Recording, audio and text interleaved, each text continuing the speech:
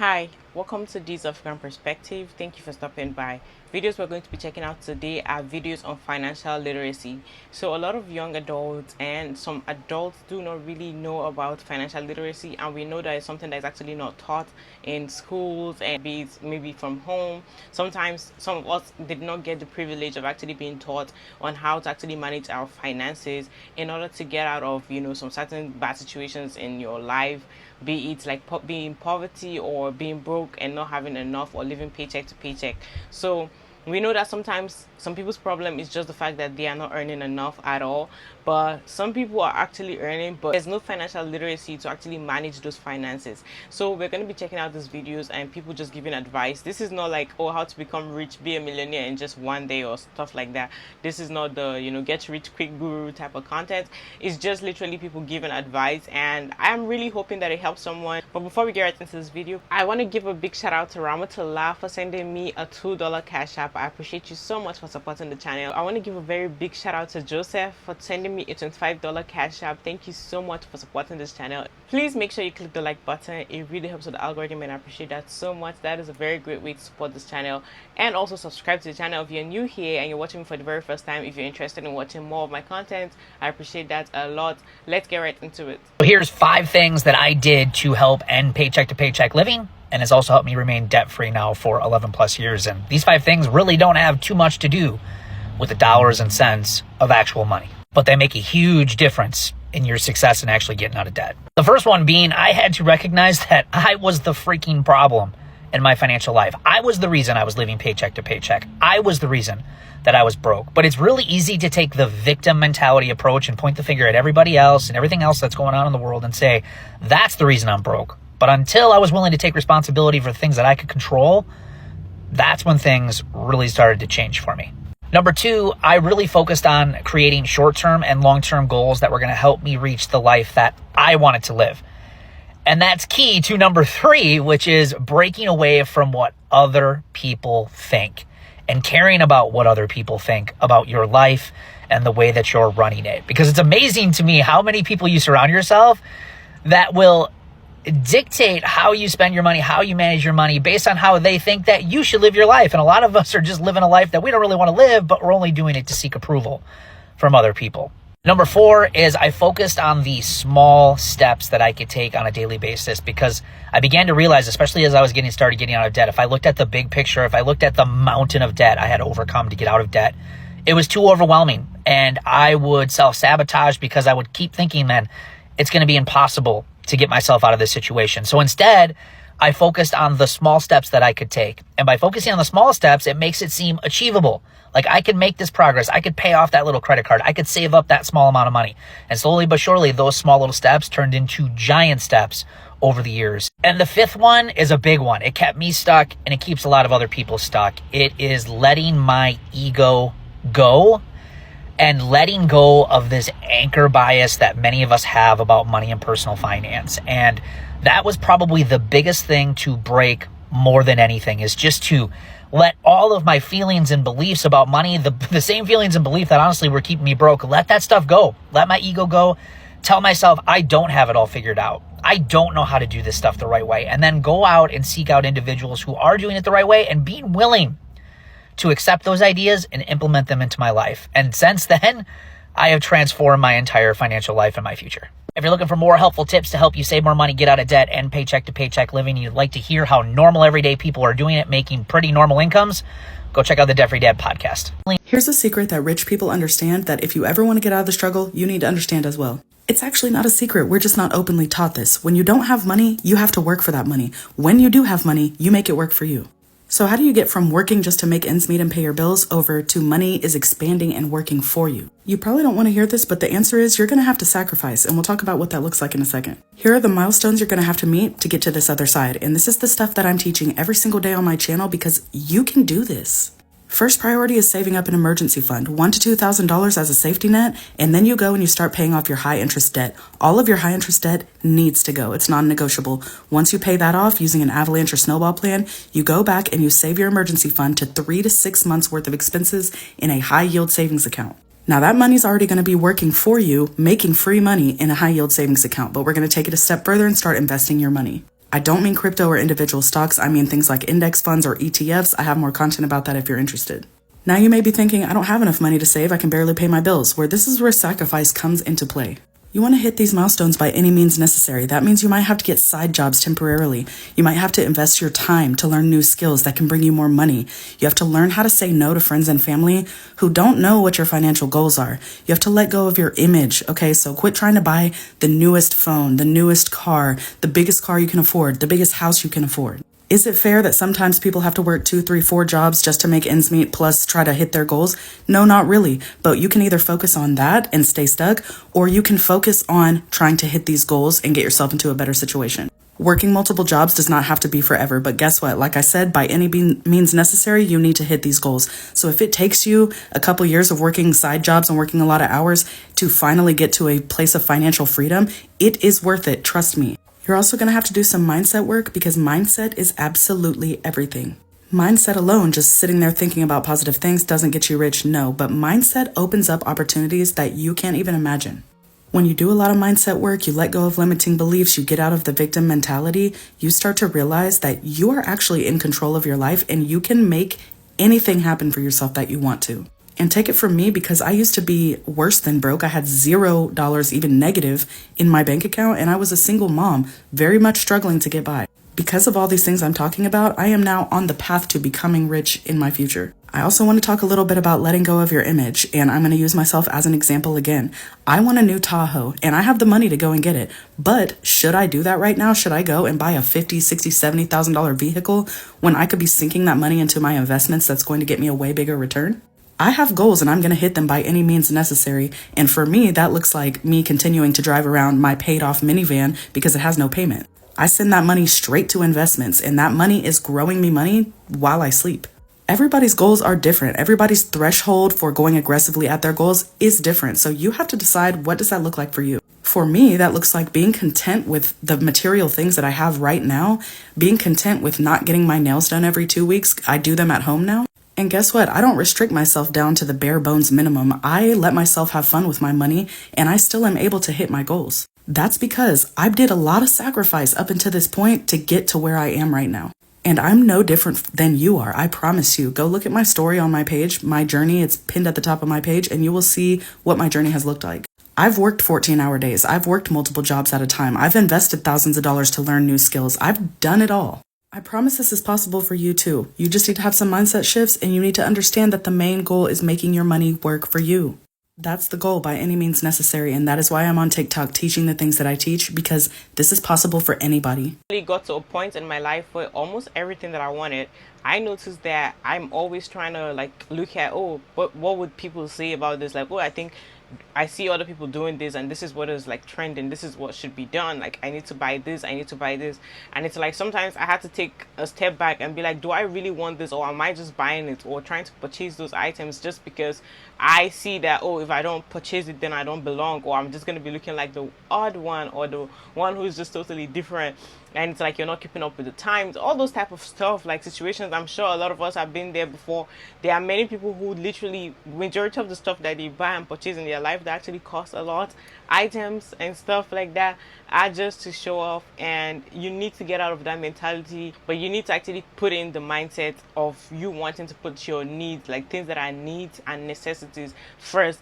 All those wants, sometimes you just need to sacrifice them and let them be something that maybe if you just have plenty, you have a lot and you are already set in life, you're at a point where you feel okay, yeah, sometimes I can spoil myself. This whole thing, it also depends on what you actually want, because to be honest, there are some people who do not care about wanting to invest anything in their life or having a better future, or being rich or being extremely financially stable. Some people just want to work and get paid and then use that money up to just buy up whatever they need to. The people who own parking lots in downtown cities, I really do think have the game figured out.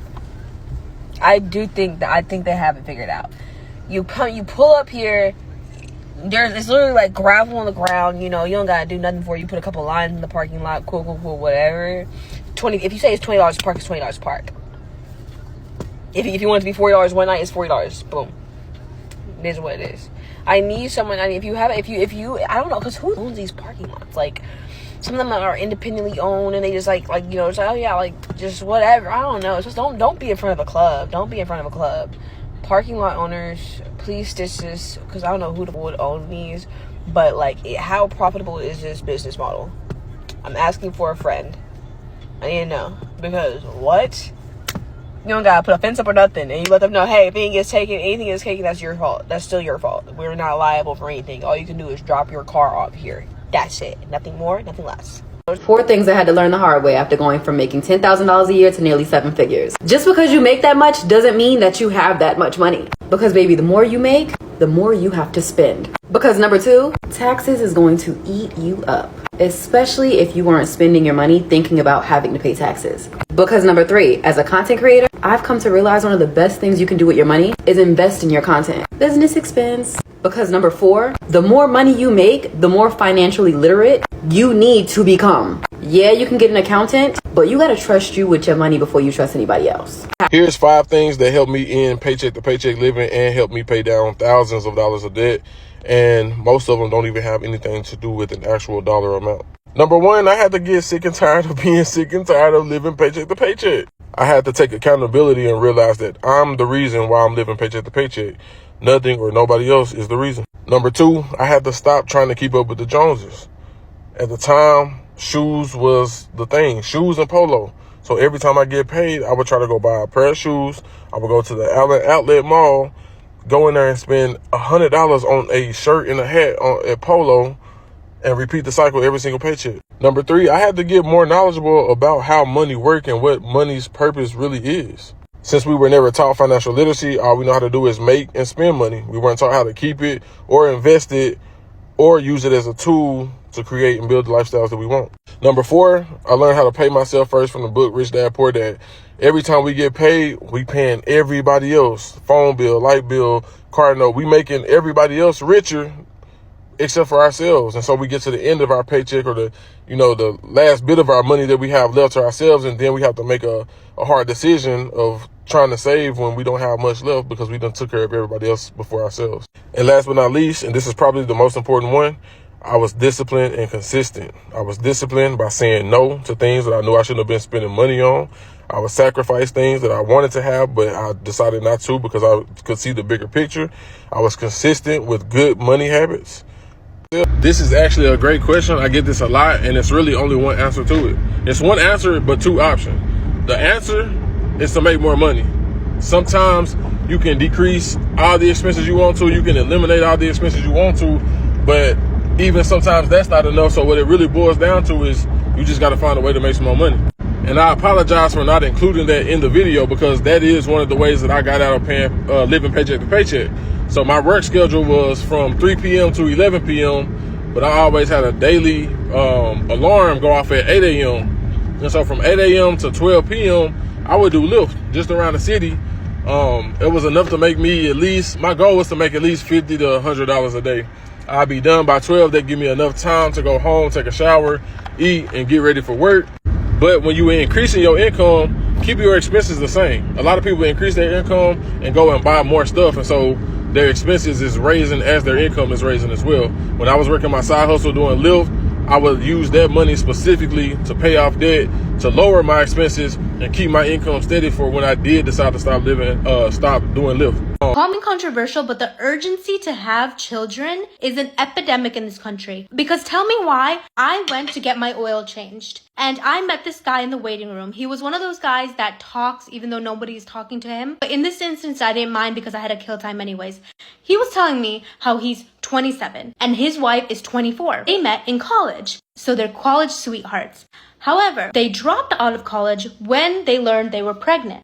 And ever since then, they've been working minimum wage jobs to raise their 3 kids. So not only did they have 1 kid in college, they also then had 2 additional ones after that. He was also telling me how the prices of things are so darn expensive, which I agree with. I mean, inflation is crazy. But He was telling me that he can barely afford diapers, he can barely afford to put food on the table, and the kids don't always get to go to all of the field trips and like do all of the activities in school because they cost money. Well, at this point, I'm like sympathizing with this guy. I feel bad. I mean, I don't know what it's like to have kids, but I do know I couldn't afford it even with my 9-to-5 job. But then this man looks me dead in my eyes and says, "It's okay though, good things are coming because we're trying for a fourth."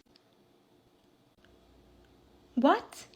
I was genuinely shocked when he said this, and I asked him why. He said, well, because the 3 kids they have right now are boys and they want a girl. And as somebody who came from a low-income household growing up, this triggered me so much. I feel that this is way too common. I think it's really easy to say that, oh, you don't need money to be happy. But I promise you, most low-income kids will agree with me when I say this. You do. You 100% do. You don't need to be rich, but you need to be able to pay your bills without stressing every single minute of the day. 21 and I had to become a millionaire by 25. This is how I do it. This is not Hey Mason, how you doing, man? I've been looking into you for a while, and I'd love to share what I found. So this guy sells like a $5,000 mentorship, and he claims to be a very successful copywriter. So what copywriting is basically people who write ads in its most bare bones form. They're typically, really good at persuading someone to do something. Top earners in copywriting can make upwards of $100,000, but of course Mason claims to make millions a year at age 21, and he claimed to do it pretty fast, which is crazy considering the top copywriters have been doing it for years. So, being one of the best copywriters in the world, you would think that this guy would be an expert writer, right? All right, let's check out his website. All right, we are 3 seconds in and we already got one grammatical error. That quote should not be there. Inconsistent formatting all throughout this. Only for people who are interested in building freelance copy business. Okay, another grammatical error. Whatever, so what? He's got a few grammatical errors, okay? That could happen to anyone. He may not have even made this website. Ooh, 1111 Brickell Avenue. That's a really nice area. Damn, dude, that's a pretty nice office. Sabadell Financial Center. Wow, you must be doing pretty well to be able to afford this. Oh, wait, there's only one problem. I went to the contact page on here and I called the property manager, and believe it or not, they have never heard of you. And I said, whoa, really? Are you sure? Check Office 85. And guess what, man? There is no Office 85. You're double stupid. And this might just be me, but I don't think the top copywriters in the world are selling their services on Fiverr.com for $70. I just want you guys to know that me doing this video is actually not ignoring the fact that some people are actually not earning enough, and like you have heard, like we know for sure there are a lot of us who what we just earn is actually just enough for us to pay the bills, and that's it. Like there's really nothing for you to actually say, oh, like I'm just gonna go and put this money in a high yield saving account, or I'm gonna put this money in. No, that is not the situation. I know there are people like that, and at the same time there are still some who actually earn and still have some money that they could possibly save or sacrifice into saving it, but it's just for the fact that they really do not have much education when it comes to, or are not well learned when it comes to financial literacy and how to manage finances. So this is just to show people who actually want to think about it, who have the thought or are willing to actually save up some money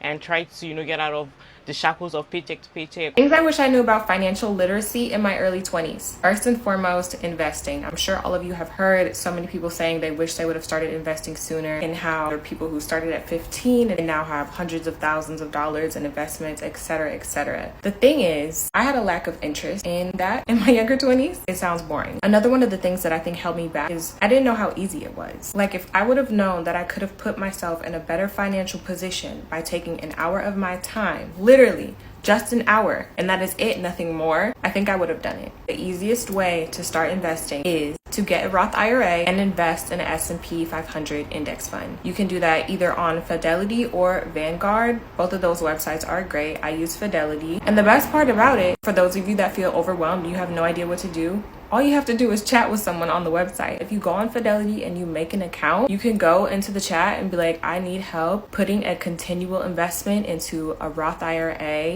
using S&P 500. Could you please help me? They will walk you through it step by step. Also, if you don't want to do that, there's a ton of videos. You can find one simple YouTube video taking you through the entire process. Again, it takes about an hour, and that is it. You don't touch it. You don't think about it anymore. Number 2, budgeting. I used to be reckless with my funds. My relationship with money now is I respect my money. I treat it with care. There's not a cent that comes out of my account that I don't know where it's going. It might sound exhausting, but it's not, and it doesn't have to be. I use an app called YNAB. It stands for You Need a Budget, and I recommend this to literally everybody I know. And the people that I recommended it to and they downloaded it, they were like, YNAB is great. Thank you. It makes so much sense. It has helped me so much. It allows you to create a budget for every single thing in your life. I have my rent budget, car note, beauty every month, case of emergency. I have a travel budget. It's all broken down for me to where I can allocate funds to every single budget. And now that I can see exactly where my money is going and make sure I'm putting money aside into these places that are important, not only am I making space for the things that I really want, I'm also cutting out unnecessary expenses. And I can just see where my money drains are, where I was just draining like way too much money. 3, credit cards. Credit cards are great, but only if you pay them off every single month. The purpose of credit cards is to build your credit and rack up points. Like for example, the Chase Sapphire card, they allow you to double and triple your points that you can use for flights, hotels. People take entire vacations just on Chase Sapphire points. If you heard credit cards are bad, it's not true because you need credit. It just depends on how you use them. 4, I would say live within your means. For a lot of people right now, their rent is like 50% of their income, 60% of their income. And I'm gonna tell you right now, you're better off. Like if you were thinking about moving out right now and you know that that's your situation, you are better off staying at your parents' house. Trust me, just wait. It's not worth it to be spending that much of your income on a freaking building. And lastly, if I could recommend any financial book, it would be one of these 2. First one, I Will Teach You to Be Rich. And the second one, Get Good with Money. They're both great starting points. If you have any other questions, let me know. Listen to me. If your job offers daily pay, same day pay, go ahead and opt out of that for me. Listen, I have made few mistakes in my life that I truly regret. That one is one of them. You got a better chance of getting off of crack cocaine than you do of getting out of that daily pay. It's a vicious cycle. I haven't had a full check in months. I'm addicted. I don't know what to do. It's like I need it now. Like it's not even, I need it. That's how I live now. Getting paid after every shift. That's how I live now. I don't know how to get out of it. I wish I can go back and tell them I'm good. Because now, it's me. It's my life. Those are 5 signs that you're doing better financially than you think you are. Number 1, you pay your bills on time. 40% of Americans have been charged a late fee on a payment in the last 12 months. Number 2, you use and stick to a budget. 5% of Americans have a budget, but 83% of them report that they don't even stick to it. Make a budget, audit your situation, and practice self-discipline. Number 3, you say no to things outside of your budget. That means saying no to things like eating out and even potentially not going to weddings and bachelor parties if you can't afford it. Not going doesn't mean that you don't care about the person. In fact, there's a lot of ways to show up for someone without actually being there. Oftentimes, destination weddings are just an excuse for us to spend a bunch of money and go on a vacation with money that we don't have. Okay, number 4, you have an emergency fund. About 1 in 4 Americans have less than $1,000 saved up. Having an emergency fund is how you avoid going into debt when life happens. You have an emergency fund, you're doing well. And lastly, number 5, you invest time in financial literacy. In comparison to everything else on this list, you have the most control over this. So if you're not willing to at least invest some time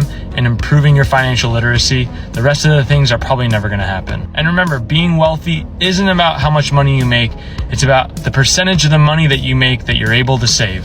There are 3 things to uplevel your finances in 2024. Number 3 is probably the most important, but the hardest one to do. Number 1 is you're going to stop the Delulu spending and we're going to start living within our means. It is okay if you don't go on that vacation. It is okay if you don't have the latest handbag. It is okay if you don't buy that latest skincare product. Take a look at how much money you bring home every single month and how much you owe every single month. Good baseline for you to start is 50% towards essentials, 30% towards lifestyle, and 20% towards saving and debt. Number 2 is you're going to pay your future self first. That means investing in your retirement, saving up for an emergency fund, or paying off debt. I know sometimes that you can look at your financial situation and be like, that's not fair. I worked so hard. Why can't I see the money? You need to reframe the situation. It's not that you're not seeing the money. You're paying your future self, and your future self will thank you for laying the foundation now. Number three, and I really believe this is the most important step, is that you need to rewire your brain and stop comparing yourself to other people. If you look around other people and are wondering, how the heck are they affording that lifestyle? I should be able to afford that lifestyle too. Well, 50% of credit card holders are in debt right now, and so that's how they're affording their lifestyle. You need to rewire your brain and to stop normalizing living beyond your means. I promise you, we can all rewire your brain and uplevel finances in 2024. I'm here to help you. Follow me for more videos on financial freedom and living your best life. I came to steal, to save, to shoplift, to take. I came to thief, to survive. These prices ain't right. I came to steal.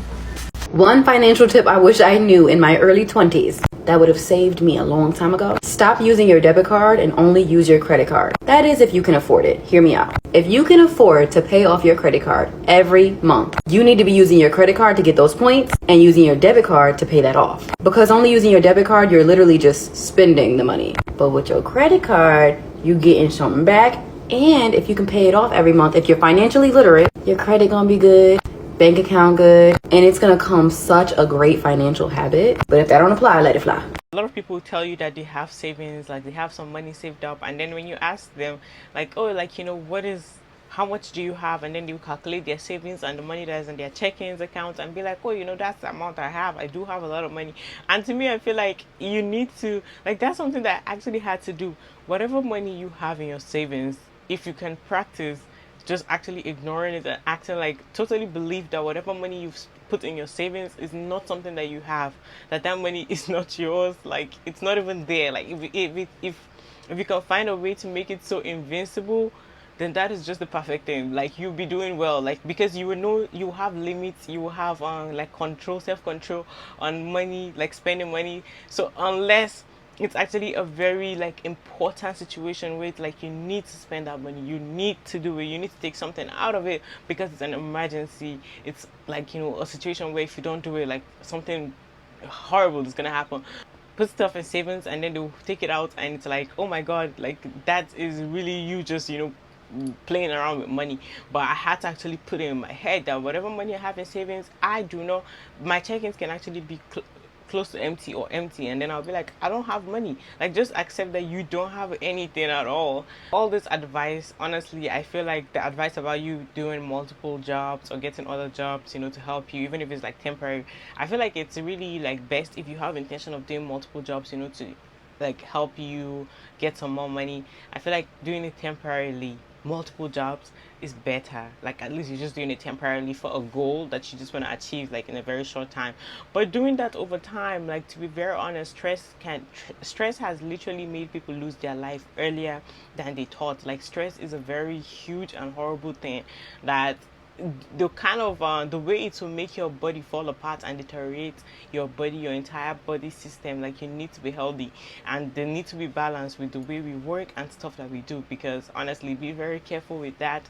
Doing it temporarily is better. Like just quickly do something, like whatever you want to do with it immediately, but having to do that constantly, like for a very long time, that is not good at all. I just wish that the economy was better and people didn't have to like go through all this type of stuff doing multiple jobs. That's it for this video. Thank you for watching this video to the very end. I really appreciate you. Please don't forget to click the like button. It helps with the algorithm and I appreciate you for doing that. And subscribe to the channel if you're new here and you're just watching me for the very first time. Leave your thoughts in the comment section down below. I would love to see what you think about this video, and I'll see you on the next one. Okay, bye.